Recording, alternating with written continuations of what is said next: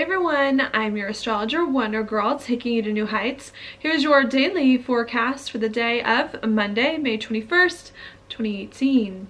Now what we've got going on today is the moon hanging out right here in Leo at the very beginning of the day, which brings our attention to being happy, doing what we like and enjoy, wanting to be playful, wanting to be lighthearted, wanting to show other people our hearts in some way, okay? Also with Leo, you get passion projects, maybe wanting to work on a hobby or a passion project of yours or spend time with kids, all right? So that's what we're dealing with. Trying to find the happiness. Now that could be a little bit hard, especially last night, because last night into today we did have this moon in Leo in a square with Jupiter. We're trying to be happy, but there are some deep things weighing on our minds, some changes we've been making lately that we're trying to make sense of. Perhaps that could be coming in, or some deep emotional stuff going on beneath the surface that we're dealing with, preventing us from being as happy, as lighthearted, and as carefree as it is that we want. And I think what we're trying to do here for most of the day is to overcome and to heal perhaps some of those emotional issues in regards to some things perhaps from the past with Jupiter going retrograde that we've been trying to work out so that we can feel much better moving forward. All right, and I think that's just what's going on, especially because the moon, to be honest, makes no aspects today until 8 p.m. The last one it made was the square to Jupiter that I just talked about last night, and then it's just going to hang there. Okay, and sometimes when the moon just hangs out in a sign, it either makes it hard for us to get work done, or sometimes it provides an opportunity for us to get things done that we've been neglecting as well. So one of those two things could kind of come in here for most of the day as we try to figure out how can we be happy, do more of what we like in life, what's stopping us, how we can heal and overcome some emotional stuff so that we can move forward. All right, the big stuff doesn't really happen today until 8 p.m. Mountain Time, which is going to be what, 10 p.m. Eastern? And that's going to be when the moon moves into Virgo. And when the moon moves into Virgo, it brings more of our attention to working. Virgo is a very service-oriented sign. It likes to prove its love through service to others, through doing things that can come in. So we start to focus more on, okay, what's our job like? What's our daily routines like? How can we organize our life better with Virgo? Also, you'll get, since it's a Mercury ruled sign, strategizing, thinking, planning could come in. All right, at 8 p.m. I think we're going to be very active at 8 p.m. Trying to do things, especially with the moon here in Virgo, which likes to get things done, but also with this moon in Virgo at that time, making a square to the sun, which just entered Gemini. And a square to the sun makes that a first quarter moon. First quarter moons are definitely typically characterized a lot by action and by doing things. So even if it was hard for us to get some things done, perhaps earlier in the day, I feel like once we get to 8 p.m. it'll be a lot easier for us to start to do things, to strategize, to plan, to organize our life so that we can feel better moving forward, okay? While that's happening at 8 p.m. as well, the moon, right as it moves into Virgo and squares the sun in Gemini, it's also going to trine Uranus. That's just moved into Taurus. So there could also be some unexpected things that do perhaps also come up at 8 p.m. Mountain Time. I think, again, energizing you to act, to do things, to make things happen so that you can organize your life better in some way, all right? Sometimes trines can go either way. Sometimes they can be positive, sometimes they can be negative. Kind of just depends on what's going on here. So it could be an unexpected thing, again, in regards to your finances or your confidence.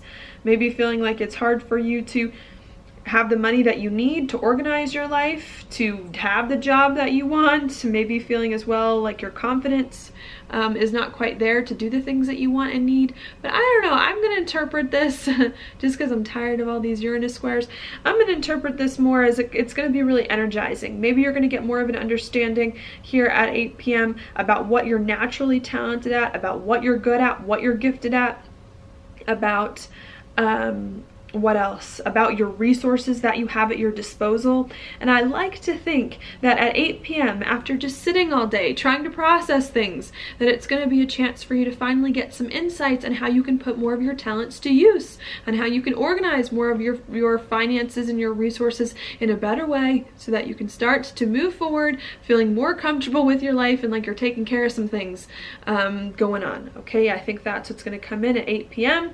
that's then going to stick with us for the rest of the night, because the next aspect isn't going to happen until 2 a.m. Mountain Time tomorrow, and at that time the moon in Virgo is then going to sextile Venus in Cancer. And I think what could come in 2 a.m. Mountain Time tomorrow is a chance for us to start to feel more comfortable with our lives, more comfortable with what we're doing on the day-to-day, with our plans that we're putting in place, okay?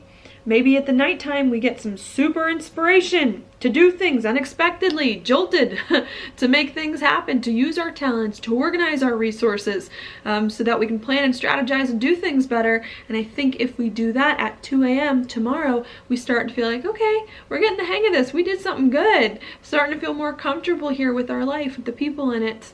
Going on. So I do like the end of the day, I think, coming in, helping you to organize your life, get things done, feel much better, in that sense, all right? So that's what I'll leave you with there. Now, other stuff going on in the background. We've got, what I want to start with so much, the sun, in a trine with Mars, with the sun just moved into Gemini. So that's lots of thinking that's going on. Especially with the moon moving into Virgo.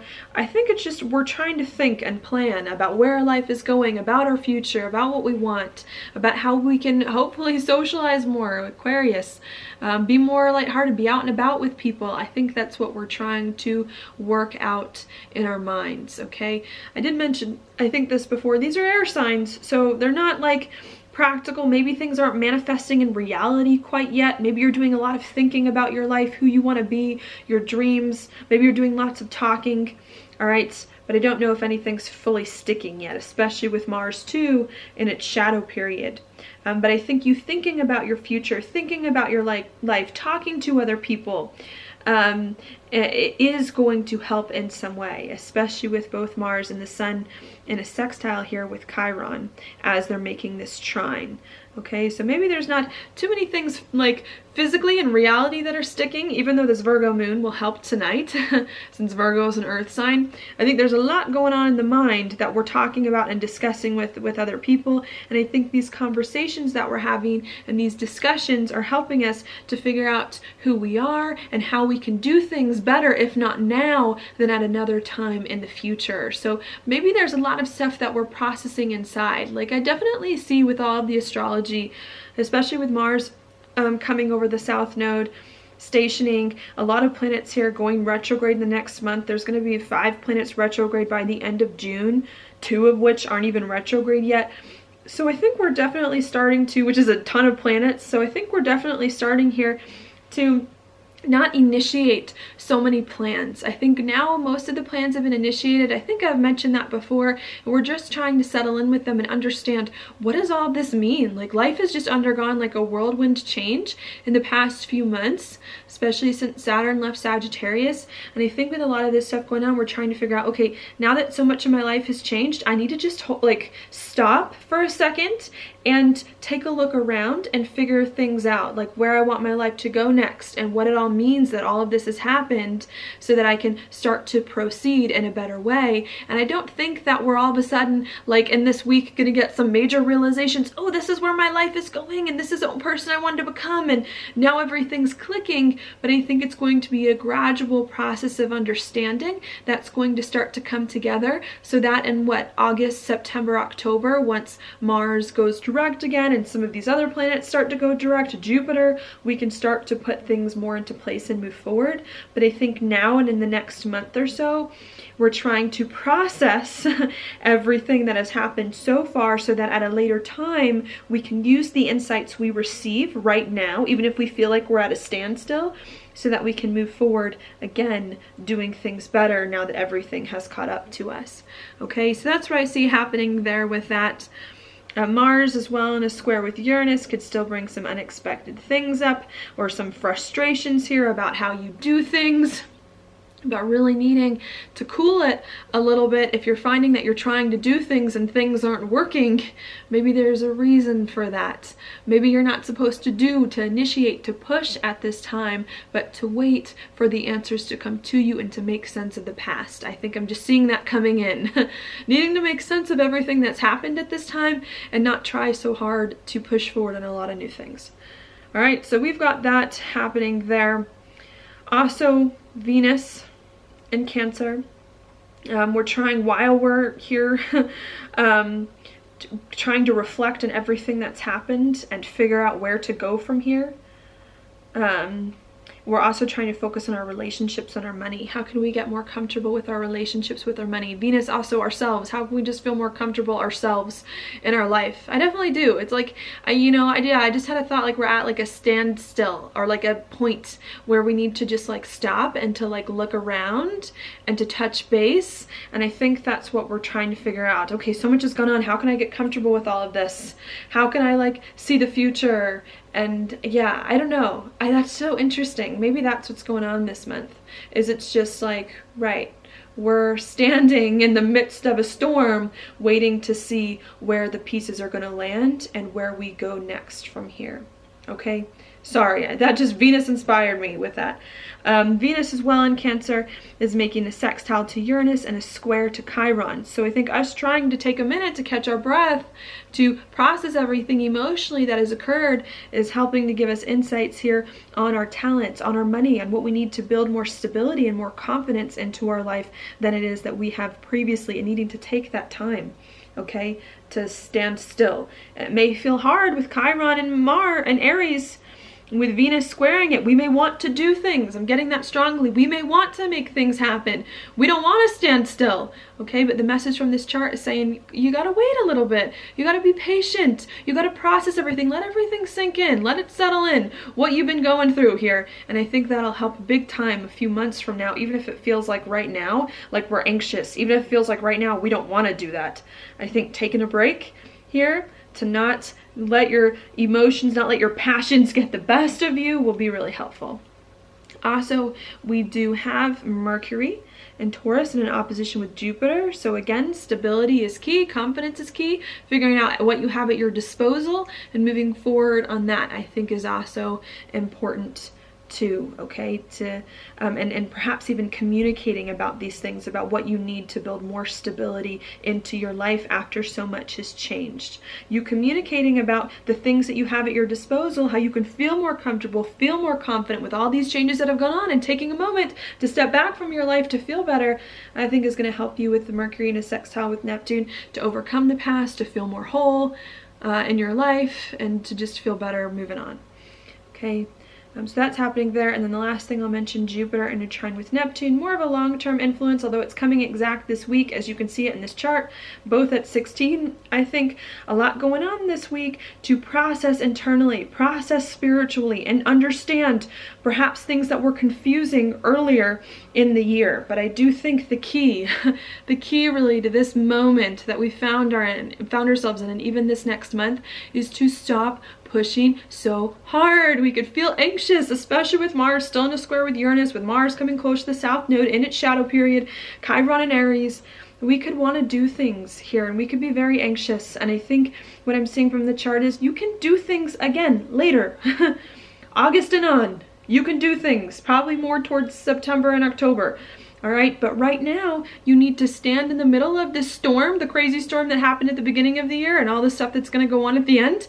You need to sit here, you need to understand what's going on, to process, to feel comfortable with everything that's going on, and to start to plant more roots of which to support everything that you've been doing, okay? And to get familiar with it all right? So that's what I see happening there. And your card for the day is the Queen of Swords reversed. This card, when she's upright, to me, this is a queen of wisdom. I like to think the swords, so, you know, rule the mind. And understanding and using her knowledge and experience to come to bear on her decisions in a positive way. When this card is reversed, though, I don't think I've gotten this card before recently in one of my readings. When this card is reversed, though, sometimes she has trouble understanding her experiences, what her life has been about so far, coming in. Sometimes as well, if she does use her experiences from the past, she misinterprets them. She sees them too harshly, or she uses her experience to berate others, to put other people down, to put herself down, with this coming in. Sometimes you'll see with this Queen of Swords reversed, she's cold-hearted. And I think the message of this to say is, it's time for you to use your past experiences to come to wait on your life, to understand them, to make sense of them, okay? And to see them in a light that is helpful for you to move forward. It's not just a matter of reviewing the past that you've been through to help you move forward. It's a matter of reviewing the past in a way that is helpful for you, of making sense of everything in the best possible way. You know, I'm a big believer that if you're looking back on the past and the past is making you feel bad about your life, then you're looking at it in the wrong way. There's something you haven't processed, something you haven't learned, something that hasn't clicked. And I think this Queen of Swords is saying maybe it's time for you to take more stock of your experiences, of what has happened to you so far, and to put them into a perspective that is helpful for you and that can help you learn and move forward in a better way, instead of tear you down and make you feel doubtful about the life that is in front of you. All right? Yeah, so that's what I see going on there. I hope that was helpful. Thank you so much for watching this horoscope. If you like it, please like it on YouTube, subscribe to my channel, share with your friends, and I will talk to you later.